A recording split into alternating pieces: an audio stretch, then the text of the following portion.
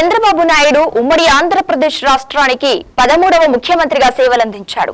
CBN ప్రత్యేక తెలంగాణ రాష్ట్రంగా విడిపోయిన తర్వాత ఆంధ్రప్రదేశ్ రాష్ట్రానికి మొదటి ముఖ్యమంత్రిగా 2014 నుండి 2019 వరకు, విభజనకు ముందు 1994 నుంచి 2004 వరకు ఉమ్మడి ఏపీకి ముఖ్యమంత్రిగా పనిచేశాడు. 2004 నుంచి 2014 వరకు ఆంధ్రప్రదేశ్ రాష్ట్ర శాసనసభలో ప్రతిపక్ష నాయకుడిగా ఉన్నాడు. అతను ప్రస్తుతం టీడీపీకి జాతీయ అధ్యక్షుడిగా వ్యవహరిస్తున్నాడు. అయితే ఉమ్మడి ఏపీ ముఖ్యమంత్రిగా పనిచేసిన సమయంలో సిబిఎన్ సంచలన నిర్ణయాలు తీసుకున్నారు. ఆయన హయాంలో రూపొందించిన సంక్షేమ పథకాలు దేశవ్యాప్తంగా పేరు ప్రఖ్యాతలు తీసుకొచ్చాయి. ముఖ్యంగా సైబరాబాద్ లోని ఐటీ టవర్, జన్మభూమి, పనికి ఆహార పథకం వంటి సంక్షేమ పథకాలు దేశవ్యాప్తంగా మారుమోగాయి. సిబిఎన్ ముఖ్యమంత్రిగా పనిచేసిన సమయంలోనే అప్పటి ప్రపంచ కుబేరుడు బిల్ గేట్స్ ను హైదరాబాద్ కు రప్పించారు.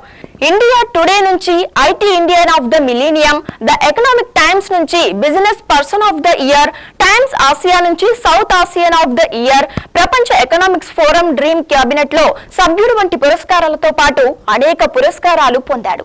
సిబిఎన్ ఆంధ్రప్రదేశ్ రాష్ట్ర రాజకీయాల్లోనే కాకుండా దేశ రాజకీయాల్లో కూడా ప్రముఖ పాత్ర వహిస్తున్నాడు. రాష్ట్రపతిగా దళిత వర్గానికి చెందిన నారాయణ్ ఎంపికకు చంద్రబాబు చొరవ తీసుకున్నాడు. ఆయన తర్వాత ముస్లిం వర్గానికి చెందిన వారికి రాష్ట్రపతి పదవిని ఇవ్వాలని వాజ్పేయి భావించాడు. ఆ సమయంలో శాస్త్రవేత్తగా ఉన్న అబ్దుల్ కలాం పేరును చంద్రబాబే ప్రతిపాదించాడు. శాస్త్రవేత్తలు రాష్ట్రపతి అయితే యువతరానికి స్ఫూర్తిదాయకంగా ఉంటుందని కలాంకు నచ్చజెప్పి ఒప్పించాడు.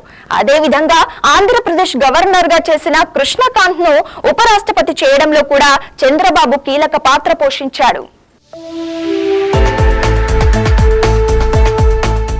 2003 అక్టోబర్ 1న తిరుపతి బ్రహ్మోత్సవాలకు వెళుతున్న సమయంలో అలిపిరి వద్ద నక్సలైట్లు క్లేమోర్ మైన్లు పేల్చి చంద్రబాబు నాయుడుపై హత్యా ప్రయత్నం చేశారు.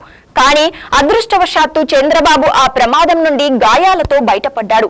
బాంబు దాడి కేసులో 2014లో ముగ్గురికి 4 ఏళ్ల జైలు శిక్ష, ఒక్కొక్కరికి 700 రూపాయల జరిమానా విధిస్తూ తిరుపతి అదనపు సహాయ సెషన్స్ కోర్టు సెప్టెంబర్ 25, 2014 గురువారం తీర్పు చెప్పింది.